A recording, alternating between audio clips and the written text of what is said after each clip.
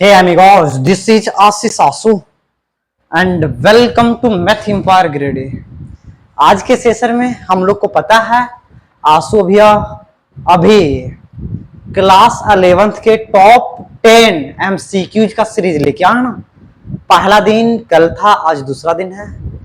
तो आज के वीडियो में हम क्लास 11th किसका क्लास 11th जैक बोर्ड 2025 में जो एग्जाम होने वाले हैं मैथ्स के 10 MCQs का एकदम एनकाउंटर करने वाले हैं। ये 10 MCQs कहां से हैं? आपके PYQs हैं, यानी जो पिछला साल पूछा गया है, और MVBI हैं जो मोस्ट इंपॉर्टेंट, मतलब अपने आप में 30 मार्क हैं। तो वही सब प्रश्न को आंसू भैया कलेक्ट करके लेके आए। ठीक है, आप देखो, वीडियो के एंड तक बने रहो। अगर आप चैनल पे नहीं हो तो आप स्ट्रीम को लाइक शेयर सब्सक्राइब और कमेंट कर सकते हो। आप डिस्क्रिप्शन में प्लेलिस्ट का लिंक है, आप वहां जाके देख सकते हो। आओ पढ़ने और पढ़ाने के सिलसिले को अब हम शुरू करते हैं। मेरे पास पहला प्रश्न है, for any two positive number, दो नंबर हैं, दोनों नंबर कैसे हैं? पॉजिटिव नंबर हैं। तो अर्थमेटिक मीन और जियोमेट्रिक मीन में क्या रिश्ता है, कैसा अफेयर है? ये सब दोनों का, ये सब दोनों के बीच में अफेयर्स हम लोग को बताने कि कौन सा अफेयर है। तो देखो बालक, जब अगर दो नंबर इक्वल होते हैं, दो नंबर इक्वल होते हैं, समझ रहे हो? दो नंबर इक्वल होते हैं ना, हम लोग को बोला है टू पॉजिटिव नंबर, नंबर बड़ा छोटा कुछ भी हो सकता है। तो इस केस में जब नंबर बड़ा छोटा कुछ भी हो सकता है, तो इस केस में हमेशा अर्थमेटिक मीन ज्योमेट्रिकल मीन के बड़ा होता है, और अगर नंबर बराबर हैं तो बराबर होते हैं। ये सब तीनों के एक रिश्ते हैं बालक। Arithmetic mean always greater than equal to geometrical mean always greater than equal to harmonic mean. ये रिश्ता को याद रखोगे बालक। कभी कभार ये इक्वल का साइन की जगह ऐसे दे देता है, AM greater than GM greater than HM। और ये कब होते हैं? देख रहे हो ना, इक्वल का साइन दिया। ये कब होते हैं? जब सभी नंबर सेम हो तब। ठीक है, तो हम लोग इसी को याद रखते हैं, सिर्फ इसी से सारे चीज आ जाते हैं। अर्थमेटिक मीन हमेशा बड़ा होते हैं जियोमेट्रिकल मीन से। Option number 2 is the right answer. 2 is the right answer. अगर आप लोग को कोई भी प्रकार की दिक्कत है तो आप कमेंट कर सकते हो। अगर इस प्रश्न में कोई भी प्रकार की दिक्कत नहीं है तो आप स्ट्रीम को लाइक करके मूव करो आगे आ जाओ। The slope of the line joining point. देखो, स्लोप पूछा है, 2 पॉइंट हम लोग को दिए हैं बालक। एक चीज देखो, स्लोप हम 2 तरीके से निकाल सकते हैं।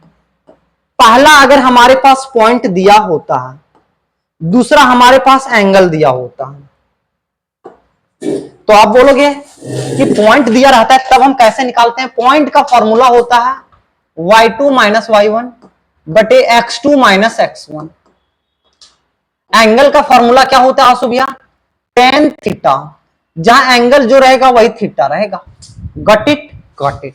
तो मेरे पास यहां क्या दिया? पॉइंट दिए हैं ना, तो पॉइंट में y2 माइनस y1। अब बहुत लड़के को ये कंफ्यूजन होता है कि आंसू भैया हम इसको x1 इसको y1 इसको x2 इसको y2 माने, या इसको x2 इसको y2 इसको x1 या इसको y1 माने। बहुत लड़के के पास ये कंफ्यूजन है भाई। आपको नहीं है, लेकिन बहुत बहुत लड़के ऐसे हैं जो इसमें अभी भी बचे हैं। तो उसके लिए हम बोल रहे हैं भाई, तुम इसको मानो x1 y1 या इसको मानो x2 y2, कोई मतलब नहीं बनता है भाई, तुम किसी को भी मानो। बहुत लड़के बोलेंगे कि इसको x2 y2 मान के बनाते हैं, हम इसको x2 y2 मान के बनाते हैं। तो क्या होते हैं? y2 मेरा क्या है? -2 माइनस है y1 क्या है? 4 अपॉन अपॉन अपॉन x2 क्या है? 3 माइनस x1 क्या है? 3। तो -2 और -4 -6 बटे +3 -3 0। और हम लोग जानते हैं समथिंग अपॉन 0, कुछ भी बटे 0 क्या होते हैं? लड़कों के दिल में, लड़कों के दिल में लड़कियों के लिए प्यार। अब तुम लोग को पता है लड़कों के दिल में लड़कियों के लिए प्यार कितना होता है बालक? आप बोलोगे लड़कों के दिल में लड़कियों के लिए प्यार होता है इनफाइनाइट। तो इसका राइट आंसर क्या होगा? Not defined. अच्छा आंसू भैया 0/समथिंग अगर आ जाए तब क्या होता है? लड़कियों के दिल में लड़कों के लिए प्यार, लड़कियों के दिल में लड़कों के लिए प्यार, क्या? लड़कों के लिए प्यार। और लड़कियों के दिल में लड़कों के लिए प्यार कितना होता है? कुछ नहीं, लड्डू, 0।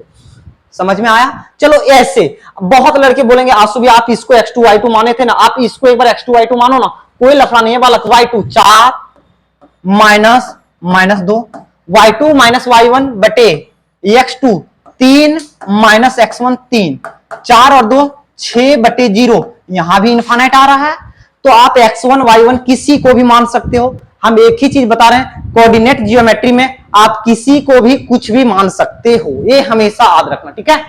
आप आगे बढ़े, आगे बढ़े, ओके, आगे बढ़ते हैं। तो इसका right answer 4 number, not defined, not defined. इसको बालक नॉट डिफाइंड भी बोलते हैं या इनफाइनाइट बोलते हैं, ठीक है? अब आ जाओ, देखो बालक मेरे पास दिया 3x माइनस 4y प्लस 7 बराबर 0, ये x plus B Y plus 1 बराबर 0, आर परपेंडिकुलर। इस प्रश्न को बनाने के लिए 2 तरीके हैं मेरे पास, हम आपको दोनों तरीके में महारत कर देंगे भाई, आंसू भैया की गारंटी है। अगर हम लोग जानते हैं 2 लाइन परपेंडिकुलर होते हैं तो m1 गुने m2, पहला का स्लोप को गुना करो दूसरे के स्लोप से तो -1 आता है, ये पता है। इसका दूसरा क्या होता भैया, अगर 2 लाइन परपेंडिकुलर होते हैं ना तो दोनों लाइन के बीच कैसा रिश्ता होता है बता दें। देखो ये x प्लस बी वाई बराबर अगर c है और इसी के परपेंडिकुलर हम लोग को एक लाइन लिखना है, इसी के परपेंडिकुलर हम लोग को एक लाइन लिखना है, तो कुछ नहीं करना बालक, ये b को पहले लिख देना और ये x लिख देना। अगर यहां प्लस रहेगा तो यहां माइनस देना, अगर यहां माइनस रहेगा तो यहां तुम प्लस दोगे, और ये है, ये a को यहां भेज दोगे और y, और इसको तुम c2 कर देना, इसको तुम क्या करोगे c2 कर दोगे। क्या होते हैं, एक्सचेंज हो जाते हैं कोफिशिएंट और माइनस लग जाता है। तो देखो बालक ये लाइन इसके परपेंडिकुलर है ना, तो इसको हम क्या करेंगे, एक्सचेंज करेंगे। ये 4 पहले आ जाएगा, 4x माइनस है तो प्लस हो जाएंगे, 3 यहां आ जाएंगे, 3y आ जाएगा, और ये 7 के जगह कुछ भी आ सकता है, आम इमली कटहल, ये तो अलग अलग है ना। अब देखो बालक बोल रहा है ये लाइन और ये लाइन परपेंडिकुलर है, तो y का यहां क्या है 6 है ना, तो इसको 6 बना दो। 6 बनाने के लिए इसको तुम क्या कर सकते हो, 2 से गुना, तो ये क्या हो जाएगा 4 दूनी 8x प्लस 3 दूना 6y, होगा ना, होगा ना। तो ये की जगह क्या आ रहा है 8, तो ये की जगह 8 आएगा, और 8 इसका राइट आंसर है। आइए धीरे से, क्लास 11th का एग्जाम होने वाला है ना, तो इसीलिए 10 MCQ का सीरीज। आप भी आइए, एक बार आइए ना सर, आप एक बार मेरे स्टूडेंट को दिखाइए, मतलब देखने तो दीजिए, कोई लफड़ा नहीं, आइए आइए, हम हल्का सा सेट कर लेते हैं। आपको केमिस्ट्री ना, आपको केमिस्ट्री धीरज सर ही पढ़ाएंगे, आप टेंशन नहीं लोगे। आपको गिरिडीह के बेस्ट फैकल्टी से हम केमिस्ट्री पढ़वाएंगे, ये हमारे धीरज सर है। अगर गिरिडीह में अगर हम हैं, मेरे पास अभी 60-70 लड़के हैं, तो उनमें से धीरज सर का सबसे बड़ा हाथ है भाई। उस समय ये हमको हेल्प किए थे जिस समय मेरे पास कुछ भी नहीं था। कोई दिक्कत नहीं, मेरा भी अब रेगुलर क्लासेस आने लगा। हाँ ये अपलोड किया है रेडॉक्स रिएक्शन, रेडॉक्स रिएक्शन ना। हम आपको एक चाबी दे देंगे सर। मेरा अभी सीपीयू खराब हो गया जिसके कारण हम लैपटॉप लेके आ रहे हैं ना, इसीलिए आज में भी सीपीयू हम बनाएंगे, उसके बाद आपको चाबी दे देंगे। प्रतिदिन 10, ज्यादा नहीं सर, 20 MCQ दे दीजिए, मेरा स्टूडेंट का भला हो जाएगा। ठीक है सर, ठीक है सर, ठीक है। अब आ जाओ, इसको हम एक पहला तरीका से बनाया ना, अब दूसरा तरीका से बनाते हैं, स्लोप को मल्टीप्लाई करके। ठीक है, तुरंत 10 मिनट का सेशन और चलेगा। अब देखो हम दूसरा केस के पास जाते हैं, स्लोप को इक्वल मल्टीप्लाई करके। तो देखो बालक, मेरे पास अगर ax plus B Y plus C बराबर 0, अगर कोई लाइन इस तरह रहते हैं ना, तो इसका स्लोप निकालने के लिए कुछ नहीं करना, माइनस ये अपॉन बी कर देना। तो इसका स्लोप निकालने के लिए, m1 निकालने के लिए हम क्या बोले, माइनस करो, ये का वैल्यू क्या है 3 अपॉन बी का वैल्यू क्या है -4 m2 निकालो, m2 कौन सा है, a है ना, तो इसके लिए हम क्या बोले थे, माइनस ए की जगह a है, अपॉन बी की जगह 6 तो 6। अब दोनों को गुना करने पर कितना आएगा, -1 आएगा ना। तो आ जाओ बालक, -3 बटे -4 को गुना करो -a/6 से, तो -1 आएगा। ये माइनस से ये माइनस खत्म, 3 को 2 से काट दो, ये माइनस से इसको खत्म कर दिए। देखो यहां कुछ नहीं तो 1 है ना, 1 को 1 से गुना करेंगे ये आएगा, 4 दूनी 8 को 1 से गुना करेंगे 8 आएगा। तो ए का वैल्यू यहां से भी कितना आया 8 आया, ए का वैल्यू यहां से भी कितना आया 8 आया। आंसू भैया के पास हर प्रश्न को सॉल्व करने के लिए 1000 तरीके हैं। आप ऑफलाइन क्लासेस में आके देखो 1000 तरीके से सॉल्व करवाते हैं। अभी आपको दो दो तरीके बता रहे हैं। इस प्रश्न को धज्जिया उड़ाने के लिए मेरे पास और तरीके। परपेंडिकुलर लाइन कब होते हैं, एक बीच वाले कोफिशिएंट को चेंज कर देते हैं, ये यहां आ जाता है, ये यहां आ जाता है, ठीक है। अच्छा तुम बोलोगे आंसू भैया परपेंडिकुलर लाइन बता दिए, आप पैरेलल लाइन के बारे में बताओगे, कल उसका प्रश्न हम लेके आएंगे, ठीक है। आ जाओ, खुल जा SIM. 5 number, the equation of the straight line which passes through the point इतना। देखो बालक, अगर इक्वेशन पास कर रहा है इससे, तो वह इक्वेशन इसको सेटिस्फाई करेगा, कल की क्लासेस में हम बताएं। अब बाय चांस क्या ये इक्वेशन इस पॉइंट से पास कर रहा है, देखो 4 को यहां रखो, 4 तिया 12 प्लस 3 को यहां रखो, 4 तिया 12 और 12 और 12 कितना होगा 24। क्या ये 24 10 के बराबर है क्या, नहीं, तो ये इससे पास नहीं कर रहा। अब इसके पास आएंगे, इतना का वैल्यू कितना आ रहा है 24, 24 माइनस 20 करेंगे तो कितना आएगा 4 आएगा। क्या 4 कभी 0 के इक्वल होगा, नहीं, तो इससे भी पास नहीं कर रहा। यहां रख के देखो 4 तिया 4 है ना, तो 4 तिया 12 माइनस 4 गुने 3 प्लस 24। तुम बोलोगे ये कट जा रहा है, 24 बराबर नहीं है 0 के, तो ये भी खत्म हो गया। तो इसका एक ही राइट ऑप्शन ए आया और यही इसका क्रम सत है। और देखो बालक, अगर कभी भी बोले तुमसे पैरेलल लाइन क्या होते हैं पता है बालक, पैरेलल लाइन के बारे में। पैरेलल लाइन में x और y के कोफिशिएंट सेम होते हैं। देखो x और y के कोफिशिएंट 3 4 है ना, तो यहां भी 3 और 4 रहेगा, सिर्फ कांस्टेंट अलग अलग होते हैं, ये अलग अलग रहेगा। अच्छा तुम बोलोगे आंसू भी अगर सेम नहीं रहेगा तो सेम नहीं रहेगा ना, तो इसी के मल्टीपल में रहेगा। जैसे कि यहां 2 से गुना कर देंगे तो 3 दूना 6 हो जाएगा, 4 दूनी 8 हो जाएगा, तो यहां 6 और 8 आएगा। सेम रहेगा या इसके मल्टीपल में रहेंगे x और y के कोफिशिएंट, तभी वो स्ट्रेट लाइन पैरेलल होते हैं। कल हम इसके प्रॉपर्टी के बारे में बता देंगे। तो इसका राइट आंसर क्या होगा 2 होगा। आगे बढ़ रहे हैं, यहां तक किसी को दिक्कत नहीं है भाई, तो एक बार थम्स अप दबाते जाओगे, ठीक है, लाइक शेयर सब्सक्राइब करते जाओगे, अटेंडेंस बनाना है आंसू भैया की क्लासेस में।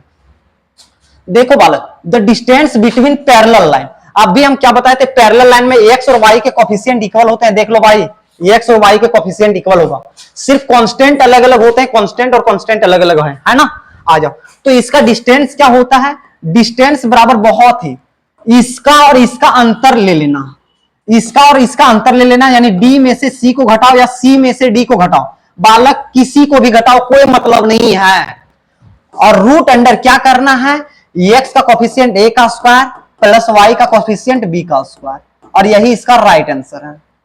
आंसू भैया अगर यहां और यहां में मल्टीपल रहता, जैसे यहां 2 और 2 रहता और यहां 4 और 4 रहता, तब हम किसको लेते यहां नीचे में, तो बालक यहां 2 को कॉमन निकाल के इधर 0 के पास भेज दोगे ना भाई, तो 2 को कॉमन निकाल लो, ठीक है, उस तरह करेंगे। तो इसका राइट आंसर ये होगा d minus C upon A square plus B square. आगे बढ़ते हैं, द इक्वेशन ऑफ सर्कल। देखो इक्वेशन ऑफ सर्कल कैसे होते हैं, एक्स माइनस एच का whole square plus Y minus K का होल स्क्वायर बराबर आर का स्क्वायर। तो देखो ये आर होते हैं रेडियस होते हैं, ये आर होते हैं रेडियस होते हैं, और सेंटर क्या होते हैं, सेंटर हमारे एच और के होते हैं। तो सेंटर मेरा क्या दिया 0, तो एक्स की जगह 0 रखेंगे तो X square plus Y minus K जगह 1 रखेंगे तो 1 का स्क्वायर प्लस आर, रेडियस क्या है 4, तो 4 का स्क्वायर करेंगे तो कितना आएगा 4 का square 16, X square plus Y minus 1 का होल स्क्वायर बराबर 16। राइट आंसर यही है बालक। इसको सॉल्व करने का और चुल मचा रहता, तो इसको सॉल्व कर दिया एक्स स्क्वायर, इसको सॉल्व करते ए माइनस बी का होल स्क्वायर में उसके बाद, लेकिन आंसर यही था तो यही हम लोग क्लिक करके निकल जाएंगे, सॉल्व आगे नहीं करेंगे, ठीक है। आगे बढ़े, आगे बढ़ते हैं। The focus of the parabola.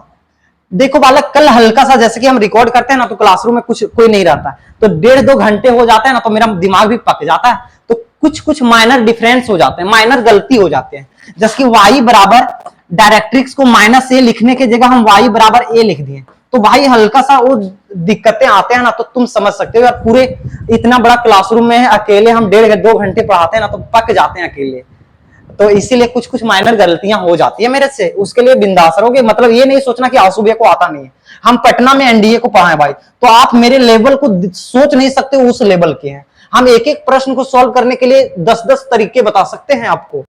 आ जाओ, देखो एक क्या है, एक्स स्क्वायर बराबर 16 वाई, इसको इसके इक्वेट करो। एक्स स्क्वायर बराबर 4a वाई के इक्वेट करो। एक्स स्क्वायर की जगह एक्स स्क्वायर, वाई की जगह वाई, तो 4a का वैल्यू कितना है 16, तो a का वैल्यू कितना होगा 4 होगा ना, तो a का वैल्यू 4 है। देखो बालक, पाराबोला किस पर, एक्स एक्सिस पर बन रहा है पॉजिटिव डायरेक्शन में, तो ऐसे बन रहा है, तो फोकस यहां होगा।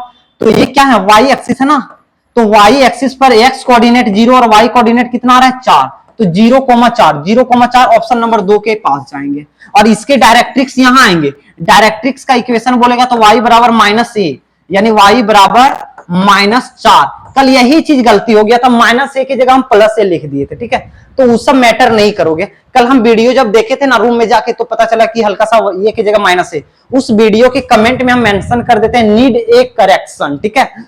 ओके, आ जाओ, देखो if mean of 15 term is 6 then sum, जब भी आपको सम पूछे ना तो दोनों को गुना कर देना, 5 6 30 के 0, बाकी 3, 6 कम 6 और 3 9, 90, तो option number A is the right answer.